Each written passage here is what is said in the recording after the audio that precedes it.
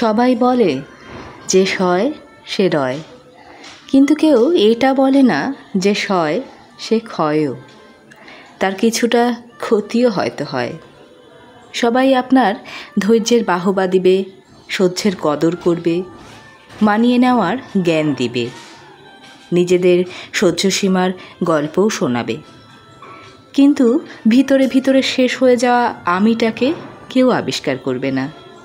সবাই আপনার বদলে যাওয়াটা দেখবে, বদল হওয়ার কারণটা খুঁজবে না। পুড়ে ছাই হয়ে যাওয়া মনটাকে কেউ জল ঢেলে ঠান্ডা করবে না, বরং সমালোচনা করে আগুনটাকে আরও উস্কে দেবে। কাটা ঘায়ে মলম নয়, মানুষ নুনের ছিটে দিতে ওস্তাদ।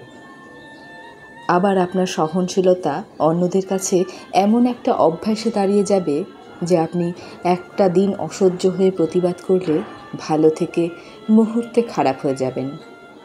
মুখচোরা আপনার নামের পরিচয় হবে স্বার্থপর, বদমাশ, হিংসুক নামে। আসলে মুখ বুজে সইতে সইতে আর রইতে রইতে থাকাটাই অন্যদের কাছে সত্যি স্বাভাবিক হয়ে যায়। তখন আপনি গলা ফাটিয়ে অন্যদের আপনার সাথে অন্যায়গুলো হওয়া চিৎকার করে বললেও তারা শুনবে না। আপনার চোখের নিচের কালি চোখে আঙুল দিয়ে দেখিয়ে দিলেও দেখবে না। আপনার গায়ে শুকিয়ে যাওয়া মোটা জলের দাগ তাদের মায়া উদ্রেক করবে না।